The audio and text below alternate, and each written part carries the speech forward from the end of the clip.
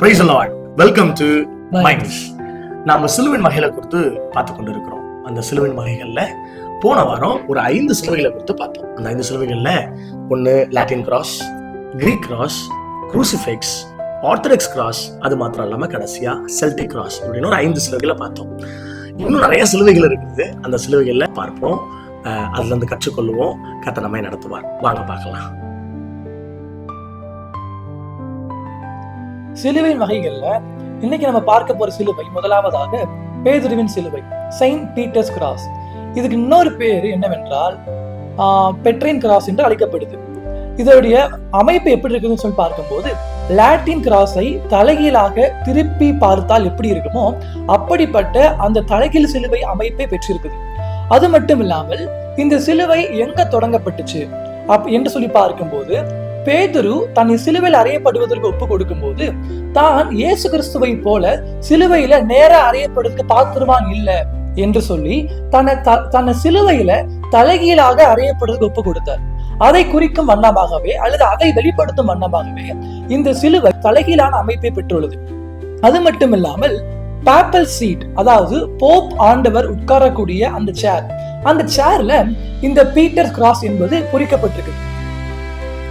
இது ஏன் அந்த சேர் இருக்குது என்று சொல்லி பார்க்கும்போது, the church father Origen என்று சொல்லப்படக்கூடிய அந்த நபர் சொல்கிறாரு, the first bishop of Rome is the Saint Peter.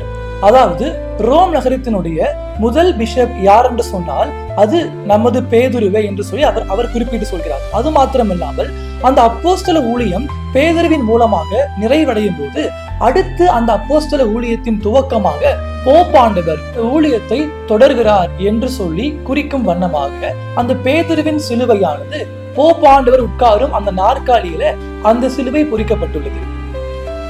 இதனுடைய ஆவிக்குரிய அர்த்தம் என்று சொல்லி பார்க்கும்போது, இது ஹியூமிலிட்டி, தாழ்மையும், டிவோஷன், தேவன் மேல உள்ள பக்தி வைராக்கியத்தையும், ரெப்பன்டன்ஸ், நாம் மனம் திரும்புவதையும் இந்த சிலுவை குறிக்கிறது. அது மட்டுமல்லாமல் கிபி 2ஆம் நூற்றாண்டு, அதாவது 200 அந்த காலகட்டத்தில் அப்போக்ரிஃபல் ஆக்ட்ஸ் ஆஃப் பீட்டர் என்று சொல்லப்படக்கூடிய இந்த புஸ்தகத்திலும் இந்த சிலுவை ஒரு மிகப்பெரிய இடத்தை பெற்றுள்ளது.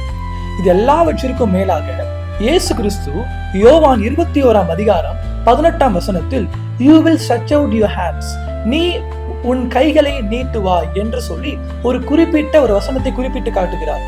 இந்த வசனத்துக்கு you will stretch out your hands என்று சொல்லப்படக்கூடிய இந்த வார்த்தைக்கு என்ன அர்த்தம் என்று சொல்லி பார்க்கும்போது, அது அன்றைக்கு இருந்த காலகட்டத்தில் கைகளை நீட்டுவது என்பது சிலுவையில் அறையப்படுவதை குறிக்கிறது. அதாவது ஒரு மனிதனை கைகளை நீட்டி சிலுவையில் அவனை அறைவதை குறிக்கும் வண்ணமாகவே இயேசு கிறிஸ்து பேதுருவின் மரணத்தை முன்கூட்டியே ஒரு தீர்க்க தரிசனமாக அவருக்கு இந்த வசனத்தின் மூலமா வெளிப்படுத்தி இருக்கிறார்.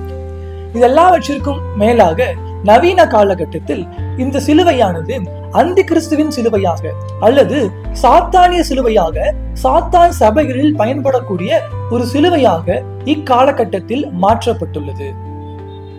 தி பேப்பல் கிராஸ், அதாவது போப்பாண்டவரின் சிலுவை.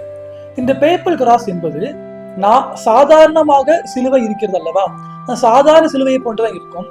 ஆனா என்ன ஒரு வித்தியாசம் என்று சொல்லி பார்க்கும்போது, எக்ஸ்ட்ரா 2 ஹரிசாண்டல் லைன்ஸ் மாத்திரம் இருக்கும், எக்ஸ்ட்ரா 2 ஹரிசாண்டல் பார்ஸ் மாத்திரம் இதுல சேர்ந்து இருக்கும். ஆக மொத்தம் ஒரு வெர்டிகல் லைன், 3 ஹரிசாண்டல் லைன்ஸ் என்று சொல்லி இருக்கும். இந்த 3 பார்ஸும் ஹைரார்ச்சி ஆஃப் சர்ச் என்பது அந்த ஒரு காரியத்தை குறிக்கிறது. ஃபர்ஸ்ட் பார் ஹெவன், பரலோகத்தையும், செகண்ட் பார் சர்ச், 3வது பார் எர்த், உலகத்தையும் குறிக்கிறது. அதற்கு பிற்பாடு மிக முக்கியமானதாக இந்த 3 பார்ஸும் ட்ரினிட்டி, நம்ம கிறிஸ்தவத்தின் பிதா, குமாரன், பரிசுத்த ஆவியானவருடைய திருத்துவத்தை இந்த 3 பார்ஸும் குறிக்கின்றன. பேப்பல் கிராஸ் என்பது எங்கெல்லாம் பயன்படுத்தப்படுகிறது என்று சொல்லி பார்க்கும்போது, எங்கெல்லாம் இந்த ரோமன் கேத்தலிக்குடைய பவனி, ஊர்வலங்கள், இப்படிப்பட்ட காரியங்களில் இந்த பேப்பல் கிராஸ் பயன்படுத்தப்படுகிறது. போப் மாத்திரமே பயன்படுத்த முடியும். வேற எந்த ஒரு சபையோ, வேற எந்த ஒரு அதிகாரமோ, வேற எந்த ஒரு ஸ்தாபனமோ இந்த சிலுவையை பயன்படுத்துவதற்கு அதிகாரமே கிடையாது. ஏனென்றால் இது போப் ஆண்டவருக்கு உரியது மாத்திரமே. சிலுவைகளை பற்றி பார்க்க கர்த்தர் நமக்கு உதவி செய்தார். அடுத்த வீடியோல மீண்டும் இருக்கிற அநேக சிலுவைகளை குறித்து பார்ப்போம். அதுவரை கர்த்தர் நம்மை ஆசீர்வதிக்கட்டும். தேங்க்யூ. God bless you.